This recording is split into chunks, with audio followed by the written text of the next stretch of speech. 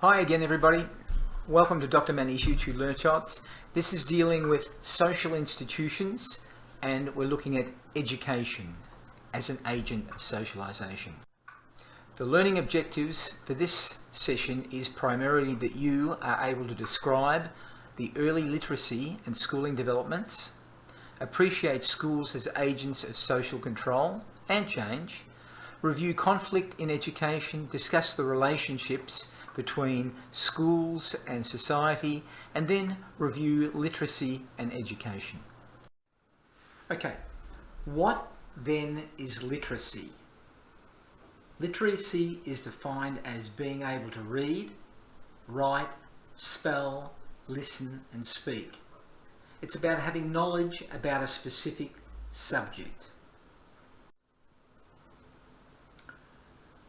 According to Bill Clinton, literacy is not a luxury, it's the right and responsibility. If our world is to meet the challenges of the 21st century, we must harness the energy and creativity of all our citizens. Agreed. Why do we need to be literate? Well, literacy is the foundation of community and economic development. When everyone can read, whole communities will thrive.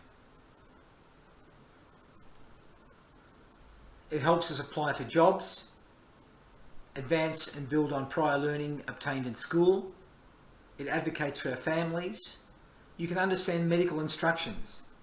It helps you vote, interpret bills, search for information on the internet, participate and volunteer when required to do so. It helps you with travelling as well. It's an important tool. So then, what is illiteracy? Illiteracy is defined as being unable to read, write, spell, listen or speak. Illiterate comes from the Latin illiteratus, unlearned or ignorant. It can also imply that a person lacks cultural awareness. There are 5 important literacy milestones. From birth to 5 years of age, this is when you get emergent readers and spellers. So it's important to read to your kid in this age group. From 5 to 7, this is when the alphabet becomes important, both for reading and spelling. 7 to 10, this is when word patterns develop. 10 to 13, syllables and affixes. This occurs during the upper elementary or primary 1, if you want to think of it from a Malaysian context, and middle school, primary 2. 13 to 16, derivational relevations, and this occurs during middle and high school.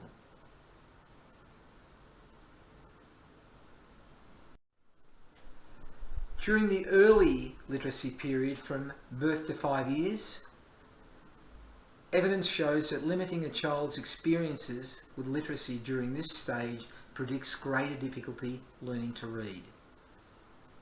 So therefore, learning at this stage is important for success in school.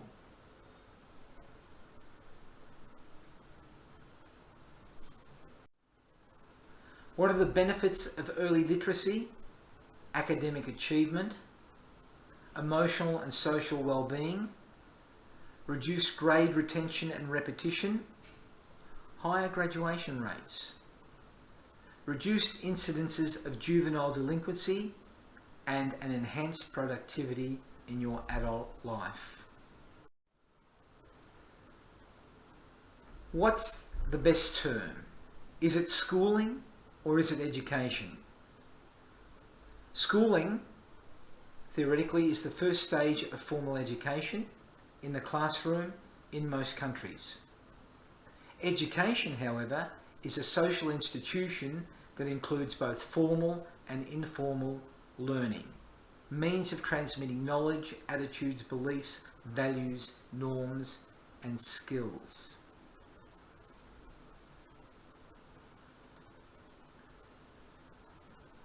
It's you. Well, not with social distancing at the moment. What are some of the types of education?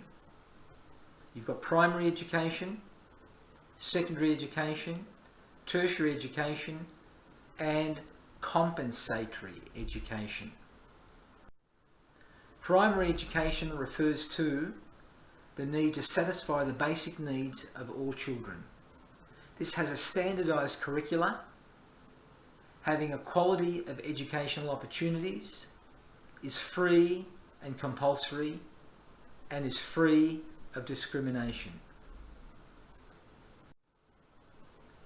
Compensatory education is unfortunately disadvantaged children have an unstimulating environment.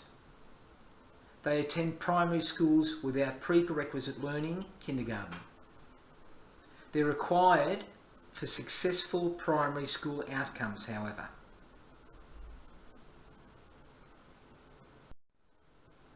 In secondary education, they have a diversified curricula for boys and for girls. They cater to the needs and interests and capabilities of the students. Gender differences, however, are more prominent in this age group. In tertiary education, this is higher education, this is you. This is professional education. There's an emphasis on individual capacity or merit and maintenance of standards and quality. Globally, some of the schooling challenges consist of, well, look, it's mandatory. You're supposed to go to school. Truancy is not allowed. However, sometimes there's economic issues, such as poverty. Family factors.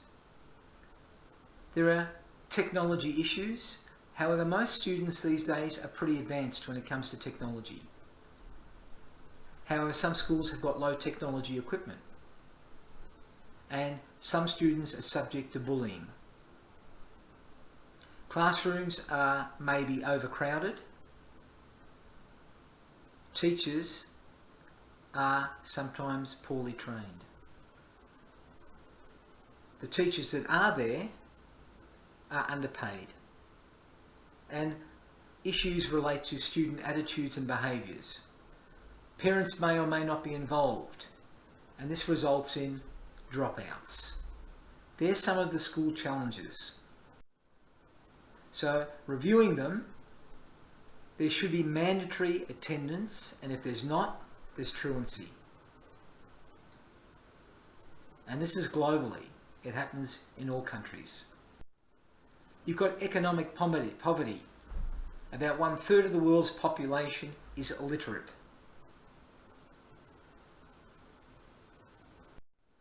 Family factors that could influence schooling and educational outcomes are divorce, parental fighting, instability affects schooling, lack of basic teaching tools. Schools don't have the money. You've got technology issues. Not everybody can afford certain technology, which is definitely highlighted during the COVID pandemic situation. However, students typically are pretty advanced. You've got outmoded technology in some schools and access issues. You've got bullying, especially if you're a bright child and you excel and the bully isn't excelling. You've got classroom overcrowding.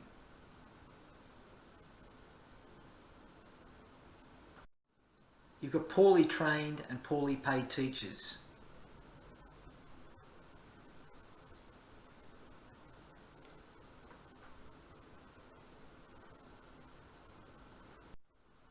You've got student attitudes.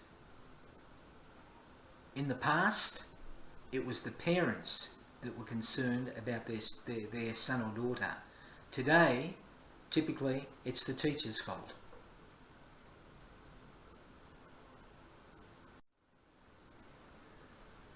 There are similarities, as was indicated in a previous session, depending on your perspective. There are similarities in relation to school and prison. There's an authoritarian structure. There's typically a dress code. There's an emphasis on silence and order. Obviously sometimes here, it's much easier to give negative reinforcement than positive reinforcement. And you've got to follow authority. You've got to walk the lines. You've got to do what you're told. There's loss of individual autonomy. Freedoms are typically abridged. There's no input from students for decision making.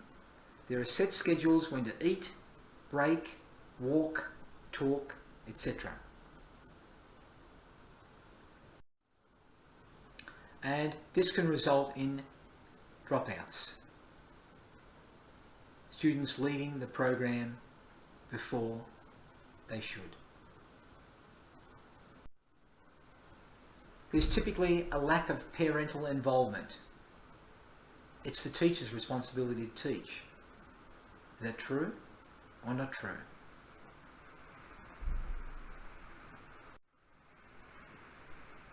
When we look at theories of education, there's one theory of functionalism. And we looked at David Durkheim earlier on, and he believed that society should be analysed in terms of functions, functionalism. Society is a system of interrelated parts where no one part can function without the other, his belief. These parts make up society from his perspective. So for example, the government provides education for all children in a family, which in turn pays taxes so the government can keep functioning.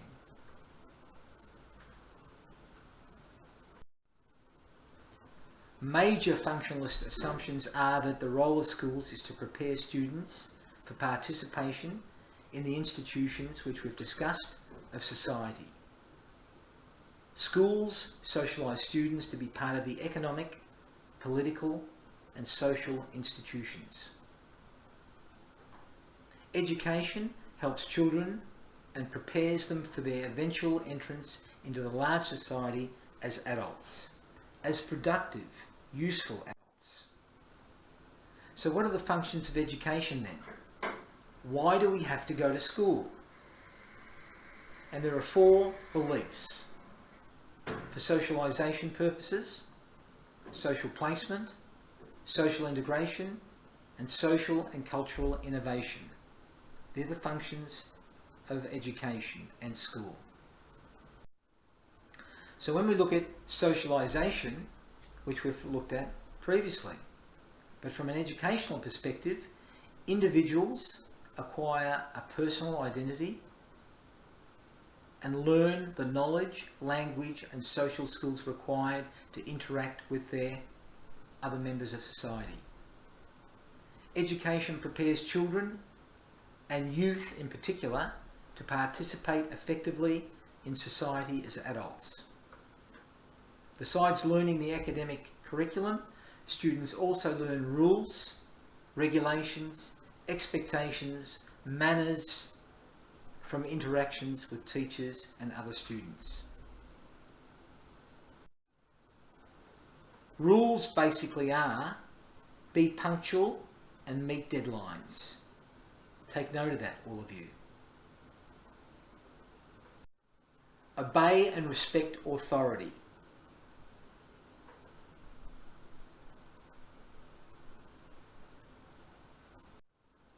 Learn to be productive.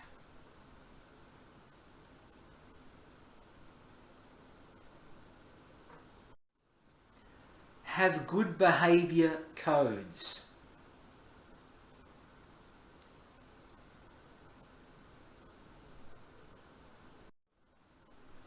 What are the benefits? The benefits are that you'll get good grades, receiving rewards, having positive attitudes has benefits.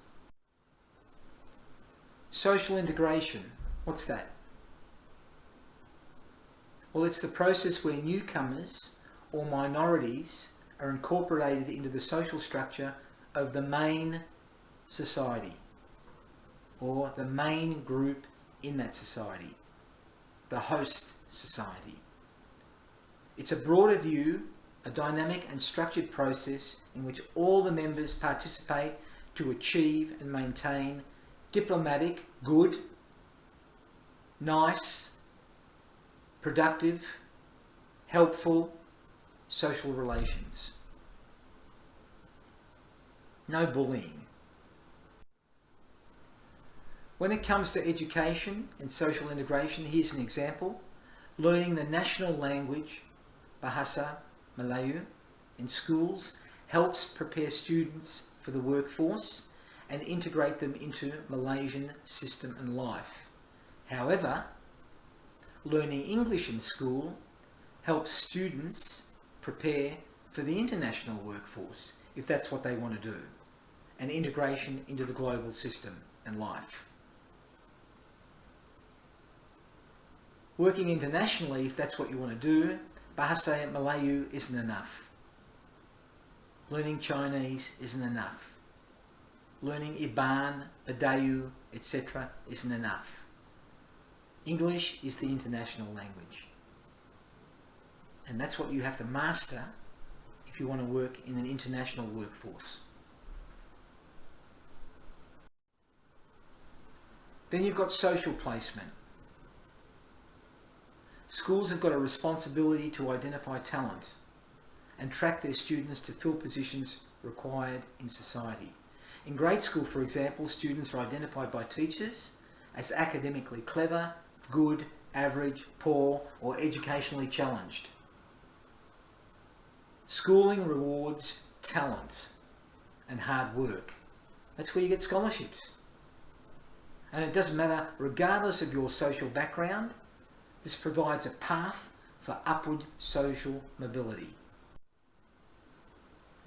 Then you've got social and cultural innovation. And this moulds a diverse population into one society with a shared national identity, which I think Malaysia has achieved in most respects. And it's to train future generations for their citizenship roles. It teaches law and a political way of life. It instills patriotism through rituals such as saluting the flag, playing the national anthem, and stories about the nation's national heroes. When it comes to schools, they can be seen as agents of social control. Now, social control is a general method for regulating behaviour of individuals in a society through accepted social norms. Students are taught the boundaries of acceptable behaviour. There's a formal law, the state, the law, or education. With informal, we're talking about customs, norms, folk laws, rituals, and dress. These are all agents of social control. When it comes to educational objectives, we're looking at discipline, cooperation, tolerance, national goals, integration, history, morality, norms, values, culture, social etiquette.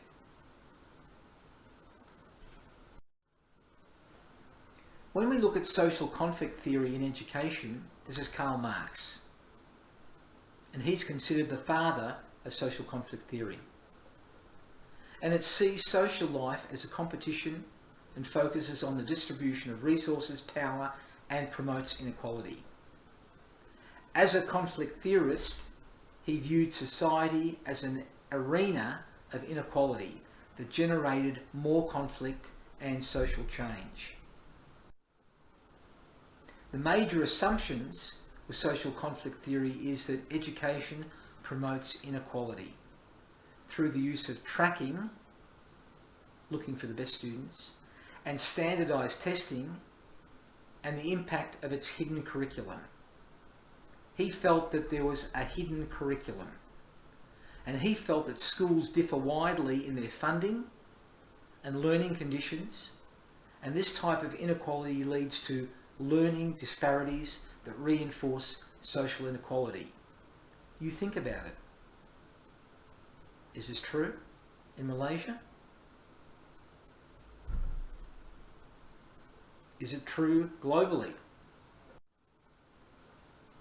Conflict theory and social placement. Tracking. Students in the lower track tend to lose self-esteem and begin to think that they've got little academic ability. They think they're stupid, which is really sad. Conflict theory looks at educational systems. According to Albert Einstein, he said, look, everybody is a genius, but if you judge a fish by its ability to climb a tree, it will live its whole life believing that it's stupid. Not everybody's the same. And it's sad seeing kids thinking that they can't do it. They're not good enough.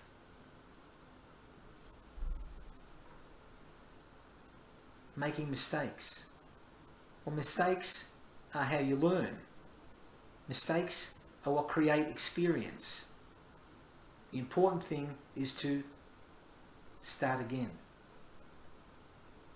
Failure should be seen as a positive tool rather than as a negative tool. Conflict theory in relation to standardised tests. You're culturally biased, which basically means here that there are test questions whose answers are most likely to be known by higher class students, which means if they go to very, very good schools, then here the questions aren't going to be as difficult for kids that go to a lower standardised school. You've got school inequality. Children, for example, in a suburban city school have got access to high quality, well-funded schools and have greater career opportunities. You have a look. I mean, I've seen it myself. Children in villages here, in rural urban areas, they attend schools, they're poorly funded, they've got limited potential for learning, and they remain trapped in poverty and have minimal career opportunities and probably go and work in their rice paddies with their parents.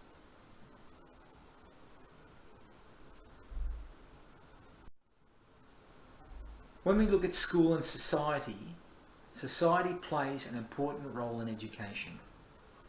It's through education that students are introduced to social norms, as well as to the customs and traditions of their social group.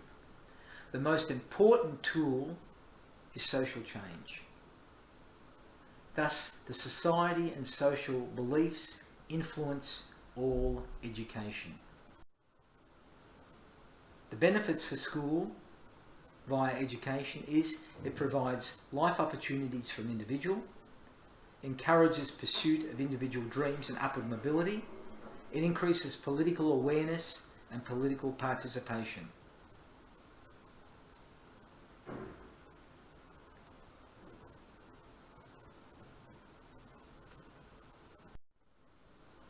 What are some of the social problems in school? We already alluded to it earlier.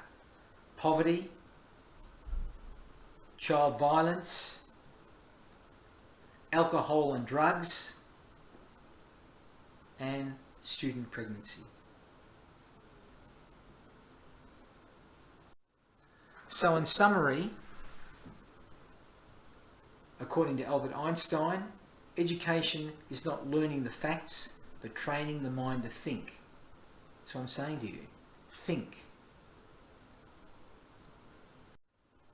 If you can't explain it simply, you don't understand it well enough.